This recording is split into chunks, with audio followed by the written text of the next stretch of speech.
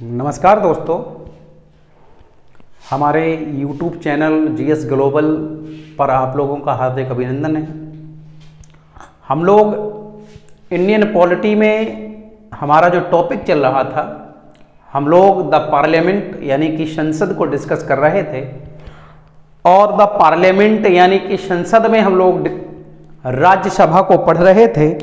तो हम लोग राज्यसभा को कंटिन्यू करते हैं, काउंसिल ऑफ स्टेट को कंटिन्यू करते हैं। उससे पहले अगर आप लोग हमारे वीडियोज पर नए हैं तो आप हमारे YouTube चैनल GS ग्लोबल को सब्सक्राइब करिए, बेल आइकन को दबाइए ताकि आपके पास नए वीडियोज के नोटिफिकेशन समय पहुंचते रहें। और आप मेरे चैनल के लिंक को अपने दोस्तों के साथ शेयर करिए, जिससे कि हमको एक मोटिवेशन मिले और आपके लिए यूं ही हम फ्री में नए नए वीडियोज लाते रहें।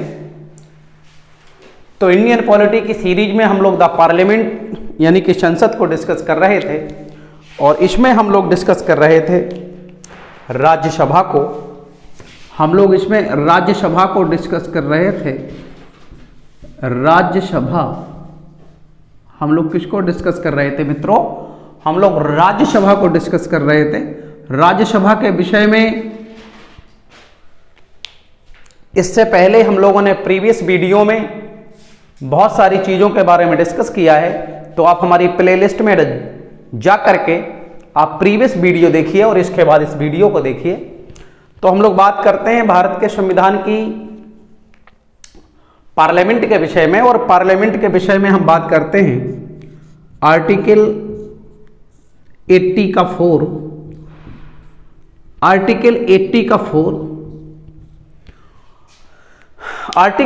4 क्या कहता है? आर्टिकल 80 का 4 कहता है कि राज्यसभा के सदस्यों का चुनाव समानुपातिक प्रतिनिधित्व की एकल संक्रमणीय मतदान पद्धति के द्वारा होता है, जिसमें मतदान कौन करता है?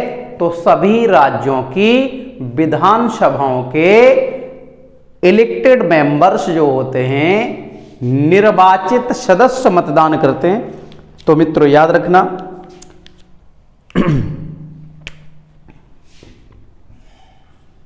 राज्यसभा के मेंबर्स का जो इलेक्शन होगा वो कैसे होगा? तो इसको आप याद रखना, राज्यसभा के मेंबर्स का चुनाव समानुपातिक प्रतिनिधित्व की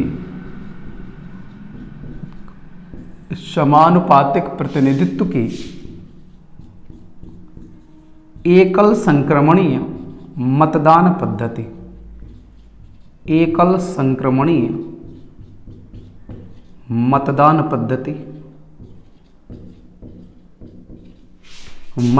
पद्धति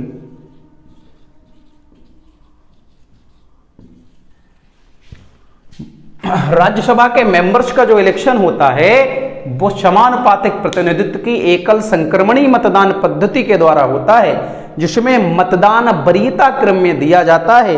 और मतदान कौन करता है मेरे मित्रों? तो मतदान करते हैं विधानसभा के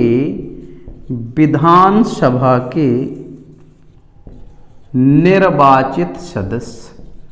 मतदान कौन करते हैं? विधानसभा के निर्वाचित सदस्य मतदान करते हैं, अर्थात MLA वोट करते हैं। कौन वोट करता है?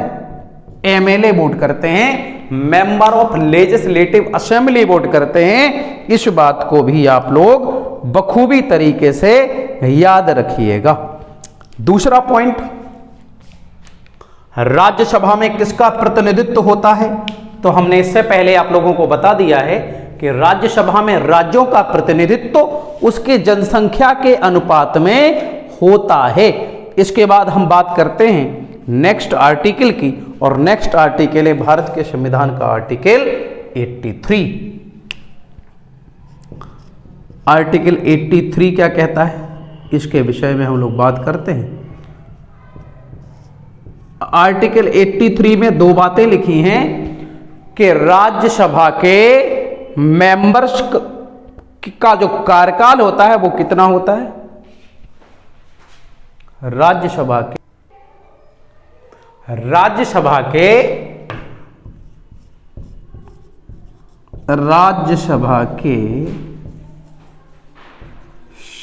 सदस्यों का कार्यकाल, राज्यसभा के सदस्यों का कार्यकाल।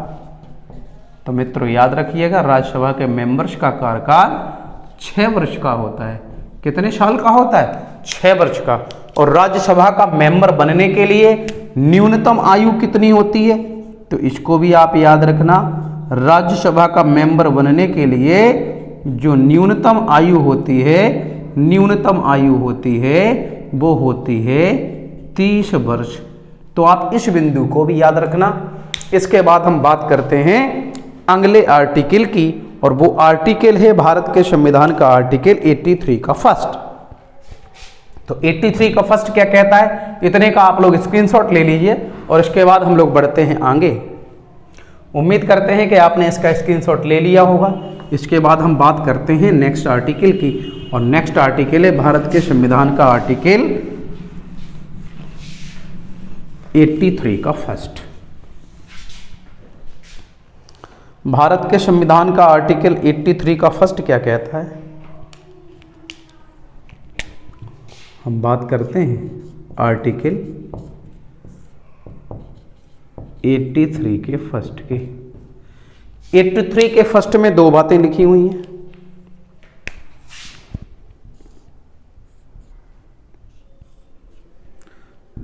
राज्यसभा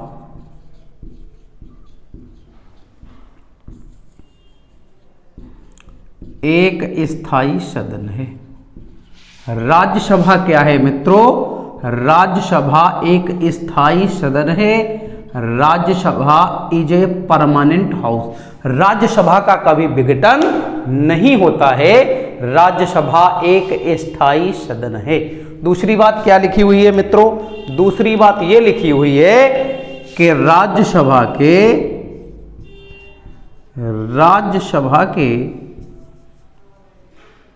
1/3 सदस्य, राज्यसभा के 1/3 सदस्य प्रति 2 वर्ष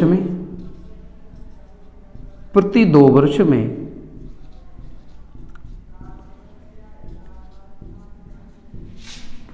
रिटायर होंगे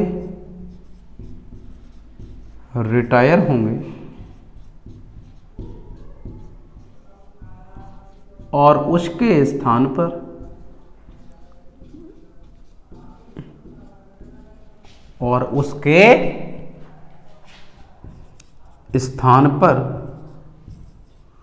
नए सदस्य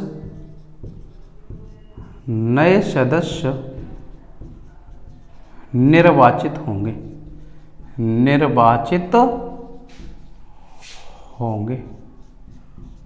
और उसके स्थान पर नए सदस्य निर्वाचित होते हैं। ये बात आप याद रखिएगा। 2 बातें लिखी हुई कि राज्यसभा एक स्थायी सदन है। आपसे पूछ दिया जाएगा कि राज्यसभा का कार्यकाल कितना होता है। कभी कभी मित्रों बच्चे लगा देते हैं कि राज्यसभा का कार्यकाल 6 वर्ष होता है। राज्यसभा का कार्यकाल 6 वर्ष नहीं होता है। राज्यसभा के मेंबर्स का कार्यकाल 6 वर्ष होता है। राज्यसभा एक स्थायी सदन है। Rajya Sabha is a permanent house. Rajya Sabha का कभी विघटन नहीं होता है। इसके बाद हम बात करते हैं भारत के संविधान की आर्टिकल 84 की। इसका आप लोग स्क्रीनशॉट ले लीजिए और इसके बाद हम आगे बढ़ते हैं। उम्मीद करते हैं कि आपने इसका स्क्रीनशॉट ले लिया होगा। इसके बाद हम बढ़ते हैं आगे और बात करते हैं भारत के संविधान की आर्टिकल 84 की। तो भारत के संविधान के आर्टिकल 84 में क्या लिखा हुआ है मित्रों? तो हम बात करते हैं भारत के संविधान की आर्टिकल 84 की। आर्टिकल 84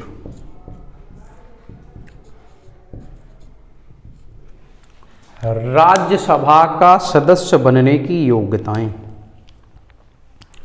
राज्यसभा का सदस्य बनने की योग्यताएं यानी कि संसद का सदस्य बनने की योग्यताएं। संसद सदस्य बनने की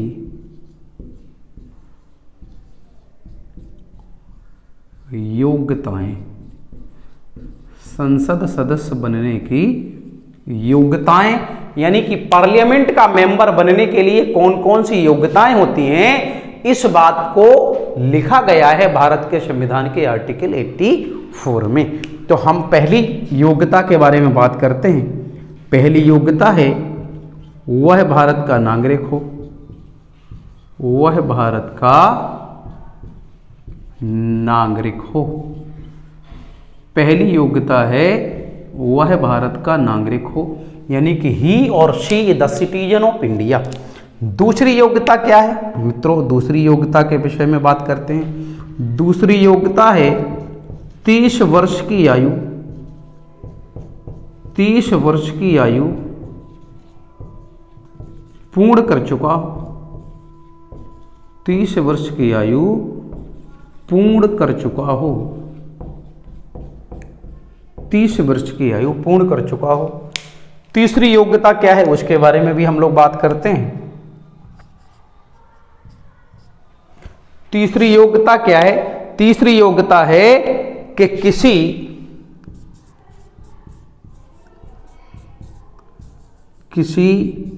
निर्वाचन क्षेत्र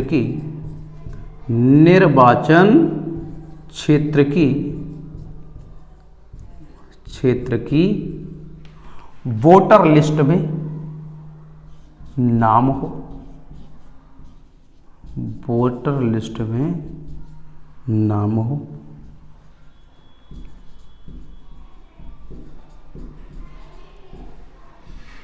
भारत के किसी भी कॉन्स्टिट्यूएंसी की वोटर लिस्ट में उसका नाम हो।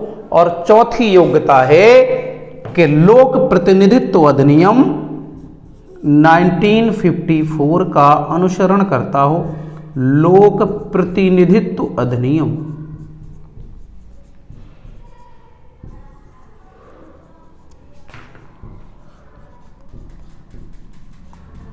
लोक प्रतिनिधित्व अधिनियम 1954 का पालन करता हो। मित्रों, लोक प्रतिनिधित्व अधिनियम 1954 में जोड़ा गया है। इसमें बहुत सारे बिंदुओं को क्रमवार जोड़ा गया है, जिसमें लिखा है कि पागल एवं दिवालिया ना हो, जिसमें लिखा है कि उसके ऊपर कोई आरोप लगने के बाद सिद्ध ना हुआ हो, न्यायालय के द्वारा संगीन आरोपों में दंडित ना किया गया हो, दूसरे देश की नागरिकता ना कर ली हो, दूसरे देश की नागरिकता प्राप्त ना कर ली हो। इस प्रकार की बहुत सारी, एक तरीके से कह सकते हैं कि डिस्क्वालिफिकेशन अगर उसके पास हो जाती हैं, लोक प्रतिनिधित्व अधिनियम का पालन नहीं करता है, तो उसकी राज्यसभा की जो मेंबरशिप है उसको छीन लिया जाता है। इसके बाद हम बात करते हैं भारत के संविधान की आर्टिकल 84 के बाद अगला जो आर्टिकल है, आर्टिकल 85, आर्टिकल 86, 87 और 88, इन आर्टिकल को हम नेक्स्ट अपने लोकसभा में पढ़ेंगे। अब हम बात करते हैं भारत के संविधान की आर्टिकल 89 की। तो भारत के संविधान का आर्टिकल 89 क्या कहता है, इसके विषय में बात करते हैं। इसका आप स्क्रीनशॉट ले लीजिए, जो योग्यताएं कौन कौन सी हैं, और उम्मीद करते हैं कि आपको योग्यताओं के जो विषय में जो संदेह है वो दूर हो गया होगा। अब हम बात करते हैं नेक्स्ट आर्टिकल की। स्क्रीनशॉट आपने ले लिया होगा। अब हम बढ़ते हैं आगे और बात करते हैं भारत के संविधान की आर्टिकल 89 की।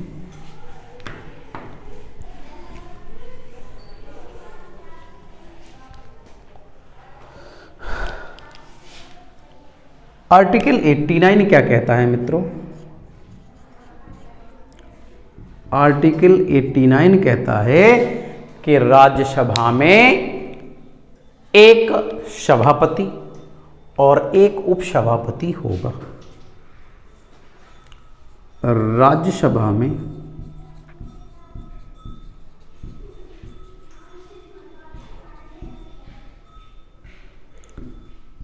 एक सभापति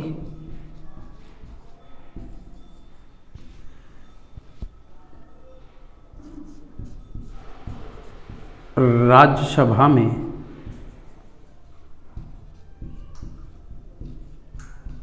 एक उपसभापति,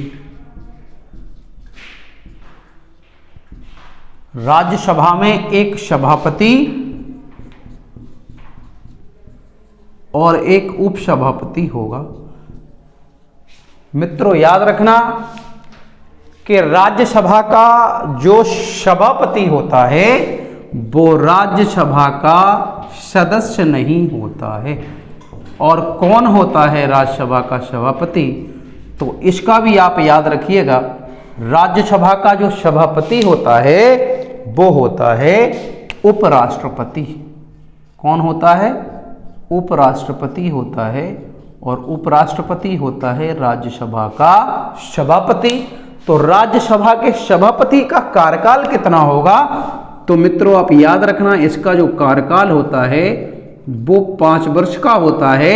और इसको वेतन किस रूप में मिलता है, तो इसको वेतन भी मिलता है राज्यसभा के सभापति के रूप में। इतनी बात आप लोग याद रखिएगा। राज्यसभा का जो उपसभापति होता है वो राज्यसभा का सदस्य होता है। राज्यसभा का सदस्य होता है, ये राज्यसभा का मेंबर होता है। तो इसका कार्यकाल कितना होगा भाई, तो इसका कार्यकाल होगा 6 वर्ष। इसका कार्यकाल कितना होगा, इसका कार्यकाल होगा मित्रों 6 वर्ष का, है ना। अब एक यहां पर और बात उठती है कि भैया राज्यसभा का जो सभापति होगा इसके चुनाव में कौन कौन मतदान करेगा। तो मित्रों राज्यसभा के सभापति के चुनाव में कौन कौन मतदान करता है, तो हम आपको बता देते हैं।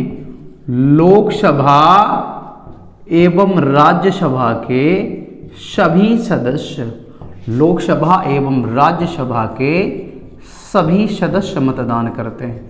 लोकसभा एवं राज्यसभा के सभी सदस्य यानी कि राष्ट्रपति उपराष्ट्रपति के चुनाव में लोकसभा और राज्यसभा के सभी सदस्य मतदान करते हैं। सभी सदस्य वोटिंग करते हैं, सभी सदस्य मतदान। उपराष्ट्रपति के चुनाव में लोकसभा और राज्यसभा के सभी सदस्य मतदान करते हैं, जबकि उपसभापति के चुनाव में वोट कौन करता है, तो आप याद रखना उपराष्ट्रपति के चुनाव में तो ये दोनों करते हैं, लेकिन उपसभापति के चुनाव में वोट करते हैं केवल राज्यसभा के सभी सदस्य।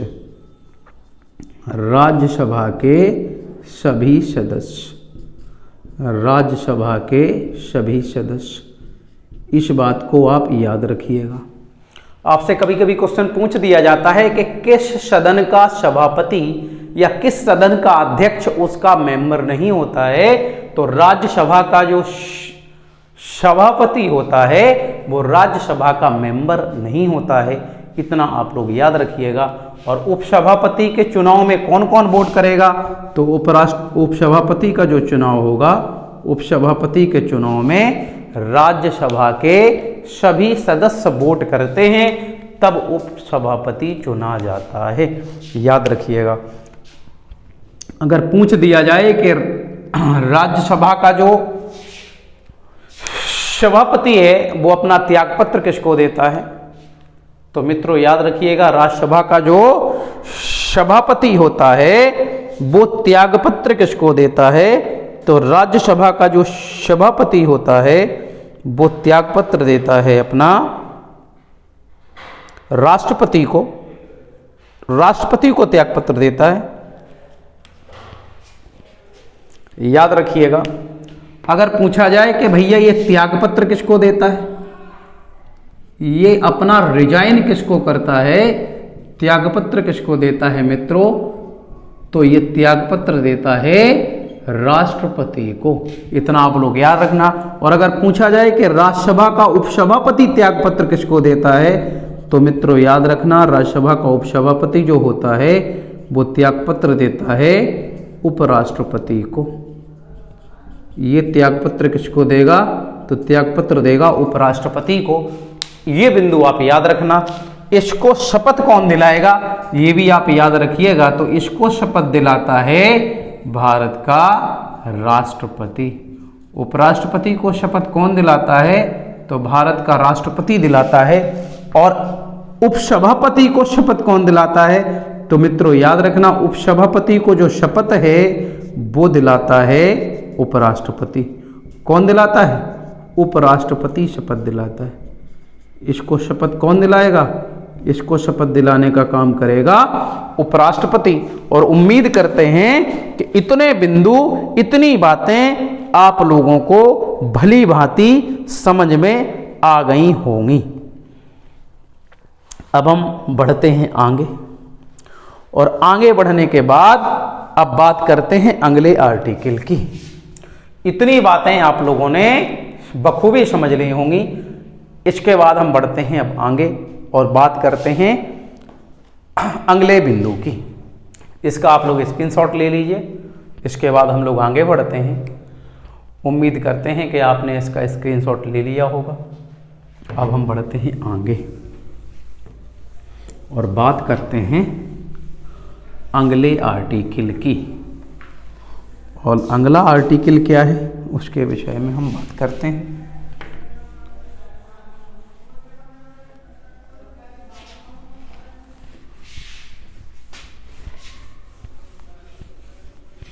राज्यसभा का जो सभापति होता है वो उपराष्ट्रपति होता है।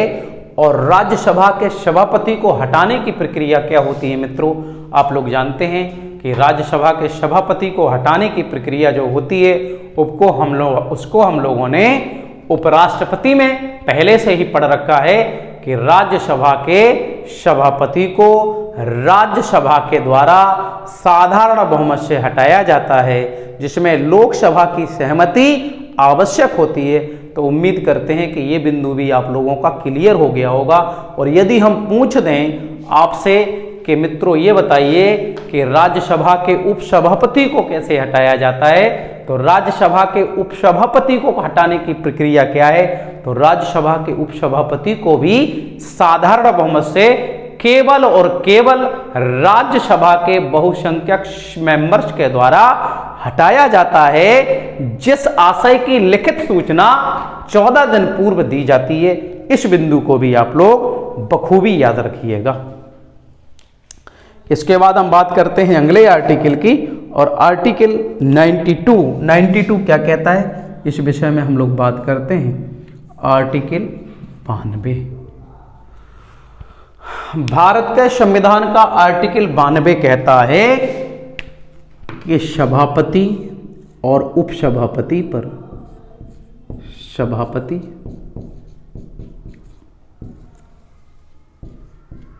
एवं उपसभापति पर, सभापति एवं उपसभापति पर यानी चेयरमैन एंड डिप्टी चेयरमैन पर पद से हटाने का संकल्प, पद से हटाने का संकल्प, हटाने का संकल्प विचाराधीन है।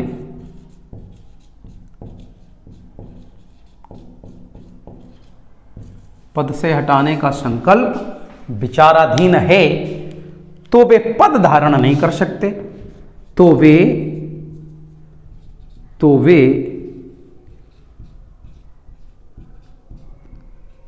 आसनारूढ़, तो वे आसनारूढ़ नहीं हो सकते हैं, यानी पद धारण नहीं कर सकते हैं। इस बात को आप लोग बखूबी समझ लीजिए। भैया सभापति और उपसभापति को पद से हटाने की सूचना, तो बेटा याद रखिएगा पद से हटाने की सूचना 14 दिन पूर्व हटाने की सूचना 14 दिन पूर्व। इन्हें भाई पद से हटाने की जो लिखित सूचना है वो कितने दिन पहले मुहैया करानी पड़ेगी? तो वो 14 दिन पूर्व देनी पड़ेगी कि भाई हटाने की जो प्रक्रिया है वो आरंभ होने वाली है, अब आप सतर्क हो जाइए। इसके बाद हम अब बात करते हैं power and function of Rajya Sabha, Rajya Sabha की शक्तियां एवं कार्य। तो हम बात करते हैं राज्यसभा की शक्तियां एवं कार्यों के बारे में। Power and function of Rajya Sabha, Rajya Sabha की शक्तियां एवं कार्य।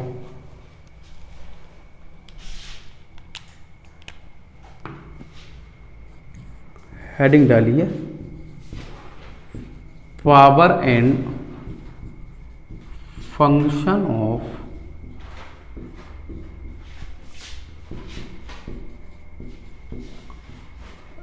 राज्यसभा, राज्यसभा की शक्तियां एवं कार्य।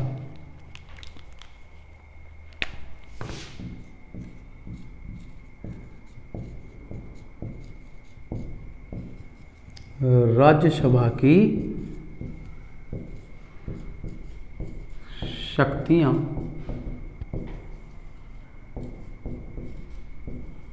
एवं कार्य। राज्यसभा की क्या शक्तियां और क्या कार्य हैं, इस बारे में हम बात करते हैं। विधायी शक्ति,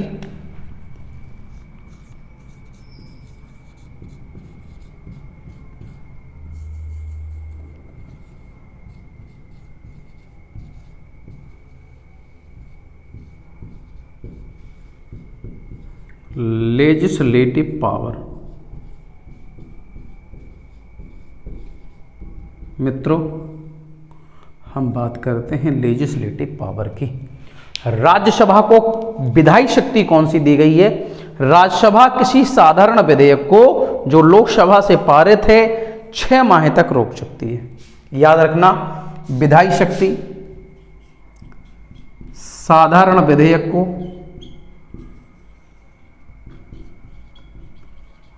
साधारण विधेयक को 6 माह तक रोक सकती है।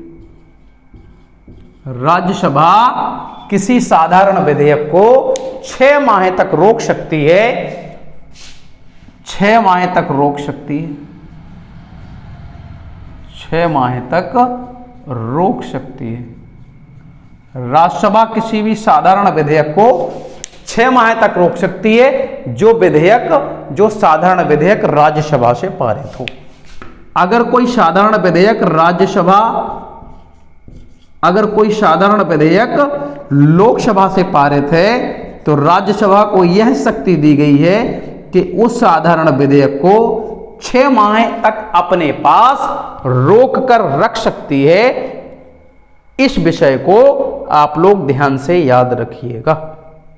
इसके बाद हम बात करते हैं वित्तीय शक्ति, फाइनेंशियल पावर क्या दिया गया है। दूसरी शक्ति है वित्तीय शक्ति, वित्तीय शक्ति, वित्तीय शक्ति, और वित्तीय शक्ति को हम कहते हैं फाइनेंशियल पावर। कौन सा पावर भाई? Financial power.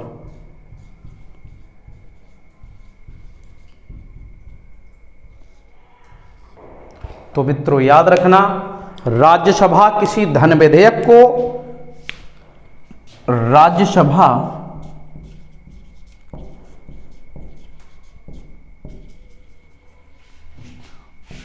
किसी धन विधेयक को राज्यसभा किसी धन विधेयक को राज्यसभा किसी धन विधेयक को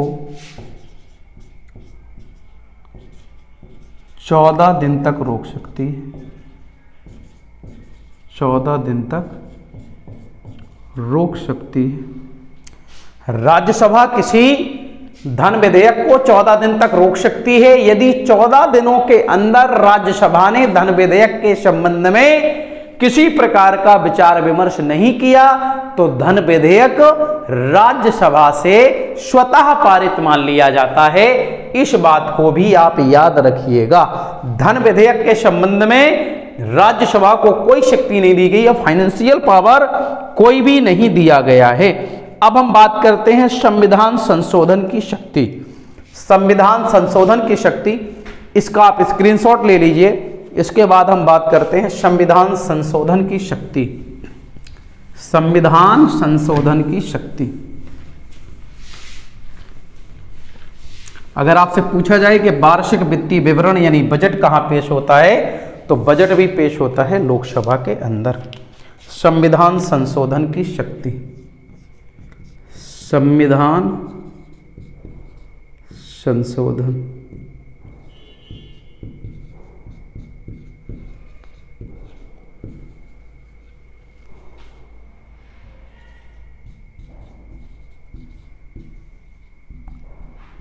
संविधान संशोधन की शक्ति, संविधान संशोधन की शक्ति, ये तीसरी शक्ति है, संविधान संशोधन की शक्ति। संविधान संशोधन के संबंध में राज्यसभा को क्या शक्ति दी गई है, तो मित्रों याद रखना, संविधान संशोधन के संबंध में लोकसभा एवं राज्यसभा की शक्तियां समान हैं। लोकसभा एवं राज्यसभा, लोकसभा एवं राज्यसभा दोनों को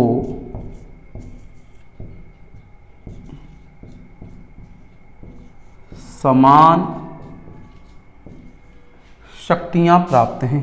दोनों को समान शक्तियां